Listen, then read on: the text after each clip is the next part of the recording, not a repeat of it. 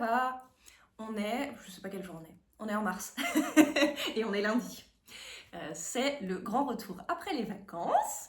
Donc la dernière fois qu'on s'est vu, j'étais subclaquante en train de m'allonger sur ma table comme ça et de vous dire au revoir avant de m'apprêter à partir pour la Suède, la Laponie, le Grand Nord, tout ça, en me remettant très vaguement d'une gastro. Donc c'était un peu le drame.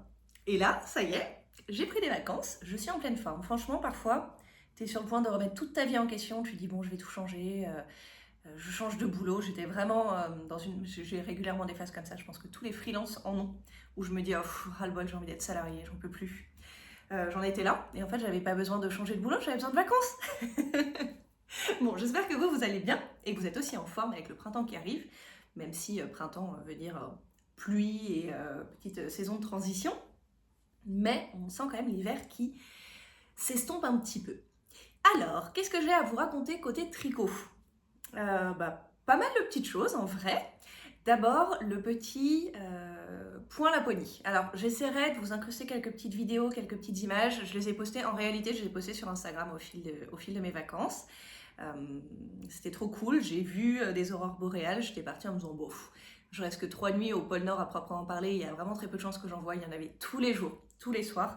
J'étais dans un petit hostel qui était au pied d'un point d'observation. Donc, je regardais la petite application qui met des notifs sur où ça en est avec des webcams en temps réel, etc.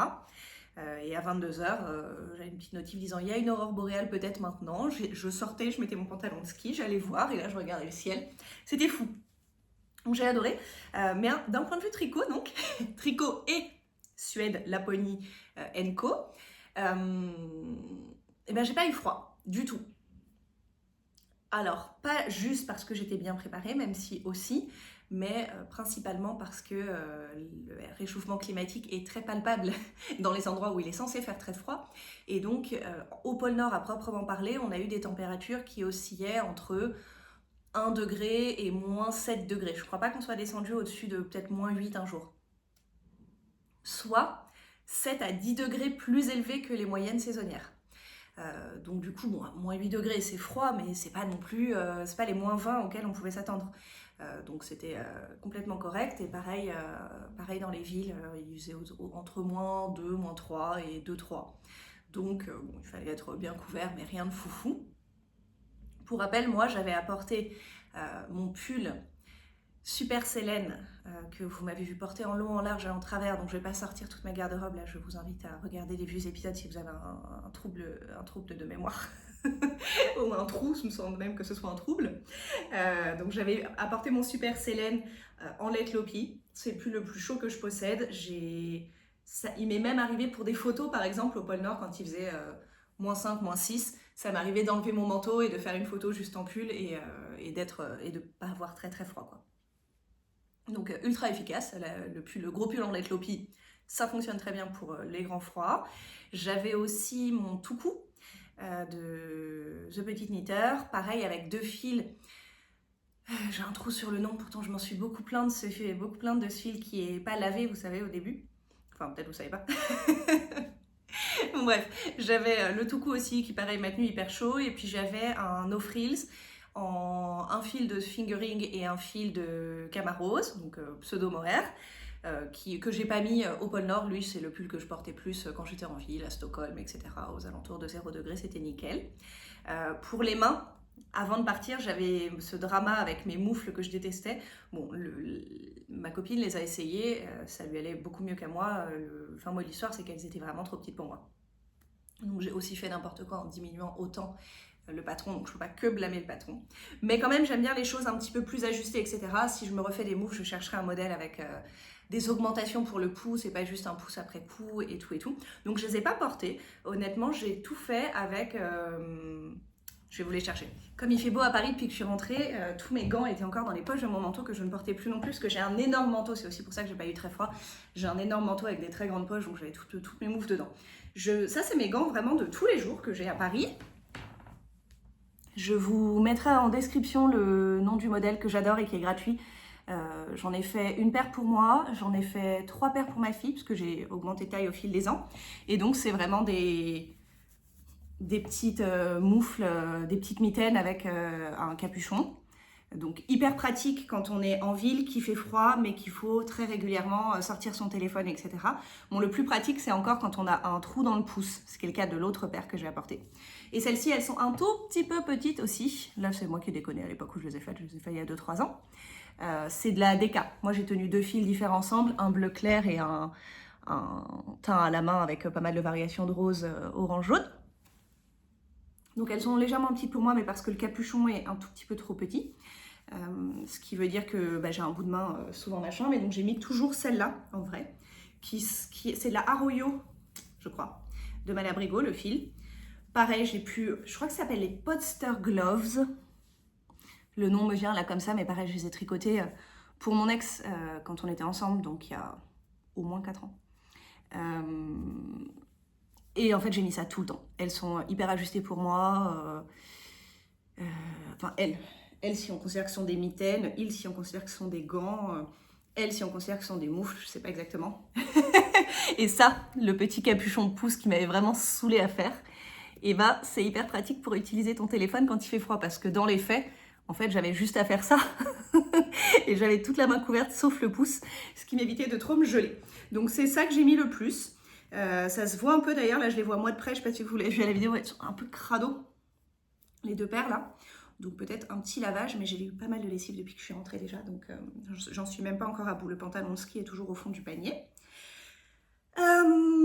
Voilà comment j'ai résisté au grand froid. En termes de chaussettes, j'ai fait ce que je vous avais dit dans le dernier épisode aussi, c'est-à-dire qu'en faisant ma valise, pour rappel, en faisant ma valise, j'ai réalisé que j'avais pas la place, j'avais un sac de rando de je sais plus 60-70 litres, ce qui est déjà chiant à trimballer les journées où tu rentres à chambre à 10h et où en fait tu prends le train de nuit à 18h et que tu as 7 heures à trimballer ton sac d'un endroit à l'autre, etc. Tu veux pas qu'il soit trop lourd non plus.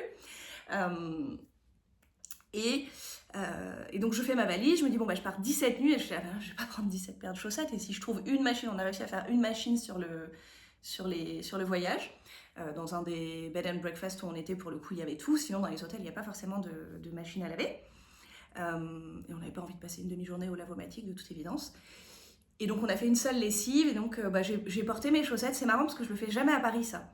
Moi je mets mes chaussettes le matin, je fais ma journée avec, je les mets au sale, et puis quand j'en ai assez au sale, je lave tout. Mais je ne porte jamais mes chaussettes 2 jours d'affilée, mais même mes chaussettes tricotées en laine.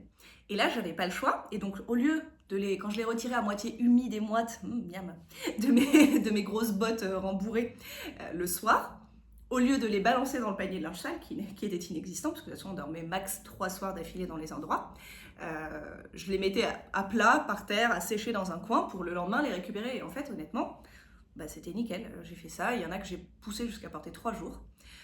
Je suis rentrée, il me restait même une paire propre. Voilà. Donc chaussettes en laine, nickel aussi. J'avais mes petites chaussettes en laine tous les jours. J'avais une paire plus épaisse en DK ou en mohair, en DK mohair, réservée au train couchette où parfois il y a un peu de clim qui peut faire froid. Et voilà, donc vraiment c'était nickel. J'étais très contente d'utiliser mes petits tricots. J'avais mon gros châle aussi. On a mis les cagoules hyper souvent. Franchement, c'était hyper utile. Ma pote a pris la rose, moi j'ai pris la blanche. Pareil, je fais référence à plein d'épisodes, mais c'est des choses dont j'ai parlé en long, en large et en travers, donc j'ai pas trop envie de radoter et de vous ressortir tous les trucs. Mais donc j'ai porté les cagoules à fond. C'était un petit peu chiant le méoère de temps en temps. On s'arrêtait dans la rue en disant tu peux me retirer le poil dans l'œil là. mais c'était cool. Donc ça a été vraiment très utile. Parfois on les mettait sous une capuche s'il y avait du vent, parfois on doublait avec le bonnet. Moi j'avais un gros bonnet à pompons, donc je pouvais pas forcément doubler, mais ma pote elle a doublé elle. Et voilà, on était bien équipés, c'était cool. Qu'est-ce que j'ai tricoté pendant les vacances? Pareil, à dernier épisode, je vous disais alors je vais apporter ça, etc. Je pense que j'ai passé 5 minutes à vous faire un descriptif de ce que j'allais apporter. Après j'ai éteint la vidéo. J'ai fait ma valise. Spoiler, j'ai rien pris de ce que j'avais dit. Et j'ai fait complètement autre chose. Première chose que j'ai faite, il me restait... Bon, alors d'ailleurs, la moufle n'était pas complètement finie. Donc j'ai fini les moufles. Je sais même pas où elles sont. Peut-être que c'est ma copine qui les a gardées. Ouais, je crois qu'elle les a toujours dans son sac. Donc du coup, les moufles en lait clopier ont été finies et gardées par ma copine, mais je les ai finies sur le trajet de l'aller. Ensuite, j'étais en train de faire des mitaines, vous vous souvenez ou pas, celle de Gaëlle, Knit Spirit, patron gratuit, trop cool. Je vous ai mis le lien plein de fois, mais si j'ai le temps au montage, je remettrai le nom en dessous là. Et ben, je les ai finies. Elles sont incroyables. Je les ai pas mises là-bas parce que là-bas, ma problématique principale, c'était le froid au niveau des doigts. Mais en revanche, depuis que je suis rentrée à Paris, je les mets tous les jours. Elles sont suffisamment lâches sur le poignet pour pouvoir englober la montre. Vous voyez que je viens d'englober sans que ce soit problématique. Moi, je les avais fait volontairement plus longues comme ça, avec ici des côtes de 2 pour pouvoir faire un petit rabat. Et c'était du fil de Tricot et Stitch. Ben voilà. Mitaine finie. Un projet terminé, comme dit l'autre. Comme disent toutes les youtubeuses tricot. Et je les aime trop. Je suis trop contente. Et là, pour le coup, on va bien rentrer dans la saison où je vais les mettre parce qu'il fait plus assez froid pour se dire oh, je mets des gants, mais on peut avoir un petit peu froid aux mains, etc. Je suis rentrée d'ailleurs avec les cuticules et les doigts, mais d'une sécheresse, alors même que je mettais de la crème tous les jours, ce que je fais même pas à Paris, et que j'essayais de me protéger avec ça, j'avais pas tout le temps les mains dans le vent là. Franchement, le froid, ça attaque. Grosse surprise. Ou pas. Donc, j'ai fini ça, que j'aime trop. Et je suis partie avec, je vous avais dit j'ai pas la place, c'est abusé. Bah, j'avais trop envie de tricoter mon pull sur lequel j'étais hyper bien lancée. Donc le... Oh pardon petit chat, je t'ai fait peur. Il y a un petit chat qui se réveille. Le chandail terre ou le earth sweater ou earth pullover, je sais plus quel était le mot utilisé en anglais, d'Ozetta. Donc j'étais là-dedans avec ma laine octobre rose, tenue, Lil Weasel, fingering, tenue en double avec de la Suri Alpaca de Fiber Plates, la Cumulus en corail. Et j'aimais trop le tricoter, j'étais trop contente et j'avais pas envie de faire autre chose, je voulais faire ça. Et bien donc je l'ai amené et je l'ai tricoté mais tout le temps. Donc c'était un peu encombrant, mais c'était mon projet des vacances en vrai. Et c'est tellement le projet des vacances que je l'ai fini en vacances. Je crois que je l'ai fini dans le train. Est-ce que je dis une bêtise? J'allais dire dans le train pour rentrer à Paris, mais non. Parce que je l'ai porté à Berlin. Donc je l'ai fini dans le Stockholm-Berlin. J'ai rentré tous les fils, je sais plus quand. Peut-être directement dans le train ou en arrivant à Berlin, je sais plus. Oh non, j'ai rentré tous les fils dans le train de nuit. C'était un train de nuit Stockholm-Berlin, mais on est arrivé à 11h du matin. Donc de 8h à 11h, j'ai continué mon truc. Et donc je l'ai fini ce matin-là et après je l'ai porté tous les jours, sauf aujourd'hui, depuis que je suis rentrée. Mais, essayage en live. Je vais au sport après, ça se voit. Essayage en live. Donc, tadam! Je suis ultra contente. C'est exactement le genre de pull que j'aime. Là, vous voyez le bas. Vraiment un recul et une gestion de la caméra hors du commun. Là, vous voyez le haut. Je ne l'ai pas bloqué, pas lavé et porté tous les jours. Jugez-moi. Go. Et du coup, il va encore grandir. Peut-être un peu trop pour les manches d'ailleurs. Bon, moi, ça ne me dérange pas. Je préfère avoir plein d'aisance et le trouver un peu grand que me sentir étriquée dans des pulls. Je sais même pas quoi vous dire, à part que je l'adore. Le patron était ultra clair. J'ai galéré à 0 moment. J'ai adoré le faire. Il y avait plein de rangs raccourcis, il y avait de l'aller-retour, mais il n'y a pas du tout de couture. Moi, j'ai fait... il n'y avait pas énormément de fils à rentrer. Enfin, si, il y a plus de fils à rentrer que la moyenne dans la mesure où on fait des pans séparés. D'abord l'avant, ensuite l'épaule. Non, d'abord l'arrière, après l'épaule, après l'autre épaule, après l'avant. Mais c'est jamais de la couture, c'est on relève des mailles. Normalement, j'aime pas relever des mailles parce que je trouve que ça fait pas net. Mais soit j'ai progressé, soit elle l'a particulièrement bien guidée. Mais je trouve que c'est très net. D'autant qu'il y en a aussi qui sont relevés là, mais ça fait presque joli en fait, comme si c'était... Enfin, ça fait vraiment partie du design, je trouve. Sur l'arrière de l'épaule. Et après, on joint ici, et aller-retour. Donc là, j'avais déjà rejoint quand je suis partie avec. Donc pendant mes vacances, j'ai commencé par les manches pour être sûre d'avoir assez de laine. Du coup, j'ai des restes même. Et ensuite, j'ai fait le corps. Voilà, franchement, le patron est génial. La laine, je l'adorais et je savais pas dans quoi l'utiliser. Et je suis vraiment pas déçue de ce projet. Bon, comme tous les fils à poil, ça en met partout, en particulier sur ce type de legging peau de pêche. Donc ça, c'est le carnage, sans surprise et sans... on n'attendait pas autre chose. Et voilà, donc le Big Love. après avoir fini, je suis en train de réfléchir et je crois que j'ai pas fini le pull en arrivant à Berlin, puisque dans le train de nuit, en fait, je tricotais des chaussettes déjà. Donc, quand j'ai fini ce pull, ce sont mes 2 projets terminés, donc les guêtres, enfin les moufles que j'aime pas, qu'on oublie maintenant, les guêtres et le pull. J'ai lancé un nouveau projet, et pareil, je me suis trop encombrée, j'ai amené trop de trucs. J'avais emmené aussi les chaussettes en jacquard, que j'ai pas touché.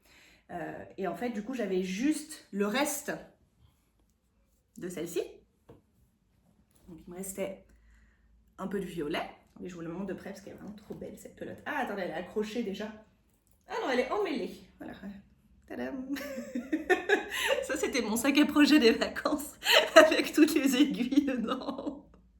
Bon, du coup, je vais peut-être pas trop m'amuser à sortir ça. Tant pis, vous verrez pas la pelote des près, mais vous l'avez vu dans autre chose. Donc, j'avais apporté une mini pelote en alpaca. Je crois que le nom, c'est... Ah, je peux pas non plus la décrocher. Je crois que le nom, c'est Edelweiss.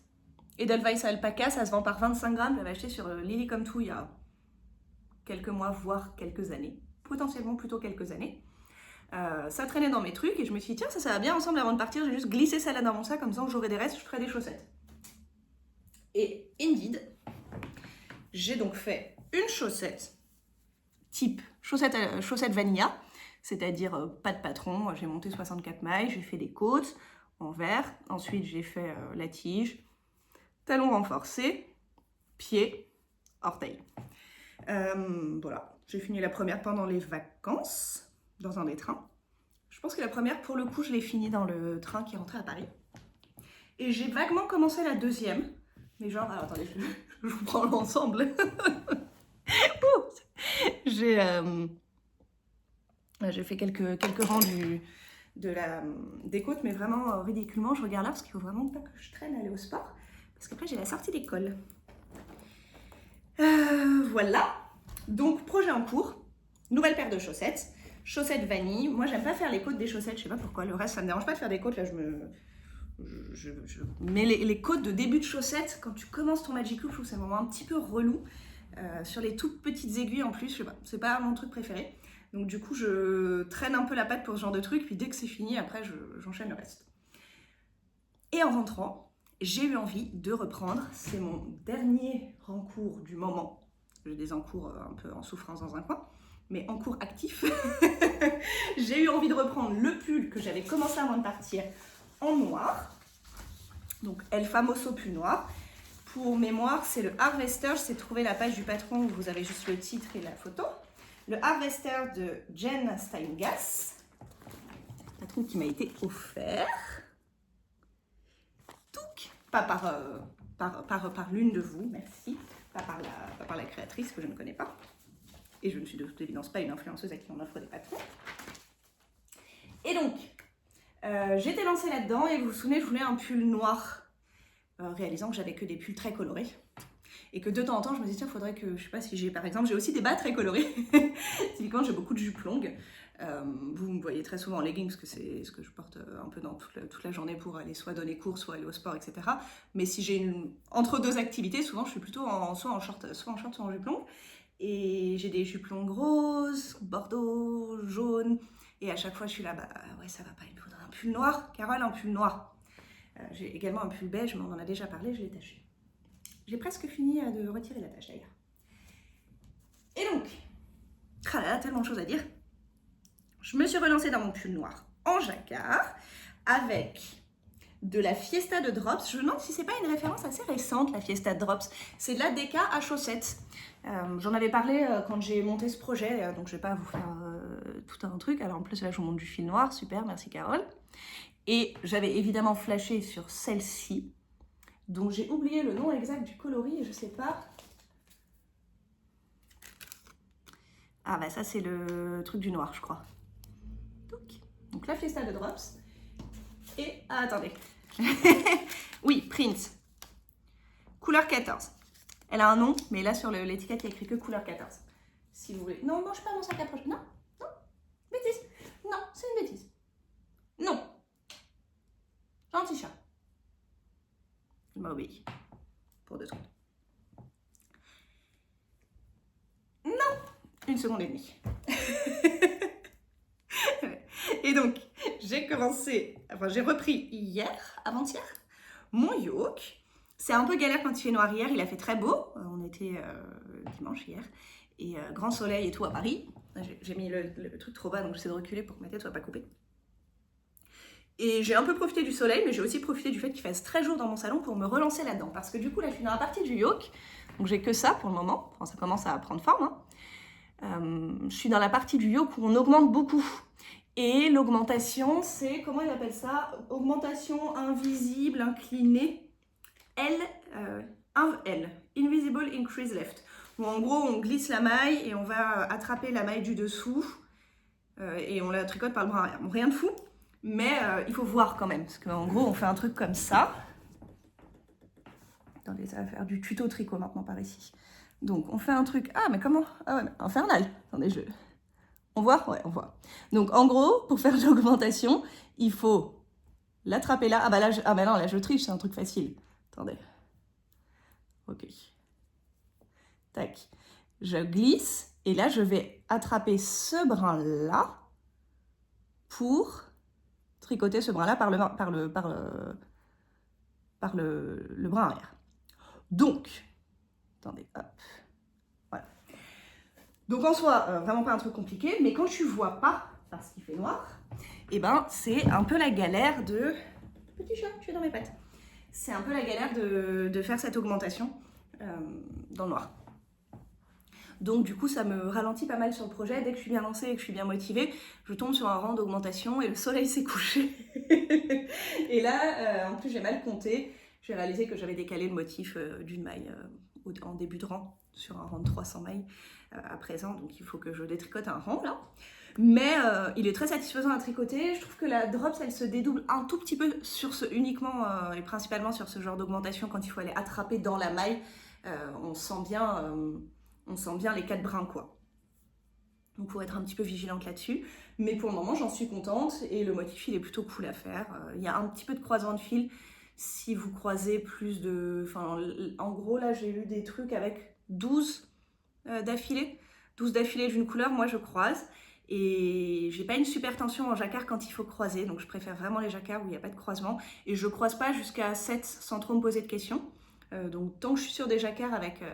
Non, Bébloum, pourquoi tu fais autant de bêtises? Tu voulais pas faire la sieste plutôt? Elle est en train de marcher mon tapis maintenant. Donc voilà, je verrai après blocage co si je suis contente de la tension. Mais il y a un tout petit peu de croisement de fil. Donc là, je suis dans la partie où il faut augmenter, plus croiser les fils. Mais le haut du patron, il y a quasiment plus de croisement de mémoire et plus d'augmentation. Donc après, c'est tout droit, tout simple. Donc voilà, mon challenge, c'est un petit peu de finir ce pull sans trop traîner, parce que je serais trop contente d'avoir mon pull noir en déca là pour les beaux jours. Et en plus, ce serait un pull sans poil, contrairement au reste de mes pulls. Et voilà où j'en suis. J'ai pas de projet à venir. Enfin, si, je commence à me dire, oh là là, ça y est, ça va être le moment de faire des petits t-shirts, mais j'en ai pas repéré. Enfin, j'ai aussi toujours le porcelaine sweater que j'ai envie de faire, et celui-ci que je veux refaire tellement je l'ai aimé, mais j'ai pas encore la laine pour, etc. Donc j'ai pas de projet sérieux à venir. Miracle. Et donc, bon, ça va venir très vite. Aussi, il faut savoir que j'ai pas de projet à venir quand j'ai pas été très exposée à des envies. Et pendant les vacances, j'ai pas regardé de podcast, j'étais pas beaucoup sur Instagram, je postais mes aurores boréales, etc. Mais je passais pas beaucoup de temps à scroller. Donc j'ai pas trop regardé ce qui sortait.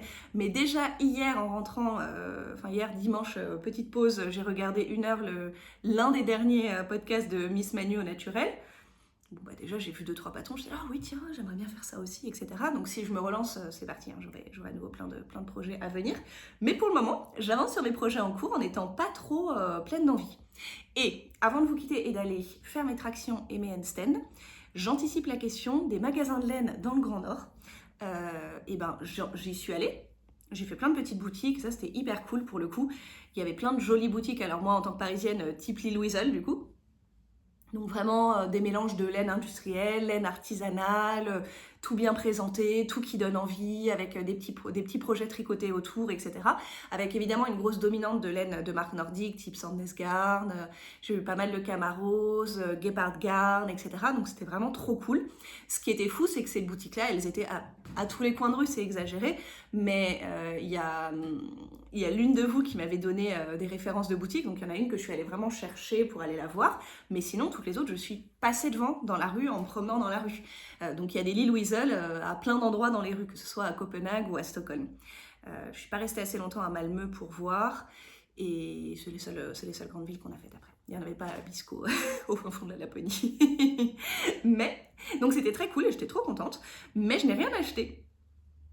Déjà parce que je suis hyper forte.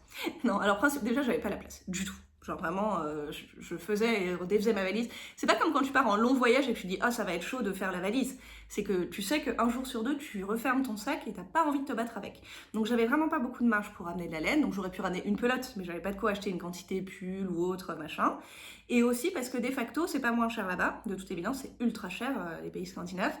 Et mondialisation oblige, il n'y a aucun fil sur lequel je suis tombée où je me suis dit « Ah, je le trouverai nulle part ailleurs ».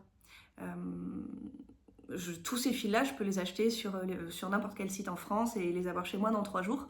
Donc du coup, j'étais hyper contente parce que c'est beau d'être dans la boutique, etc., de pouvoir toucher certains fils parce que j'hésite à les commander en ligne. Mais j'avais pas ce truc de c'est une occasion inespérée, il faut que je l'achète et il faut que je rentre avec, quitte à me galérer et à me le trimballer sur un 10e sac sur l'épaule pendant mes trajets de 15 heures. Donc j'ai pas acheté de laine, voilà. Je me suis pas rapporté de laine, mais j'ai beaucoup touché. Bon, je vous laisse. Je vais au sport.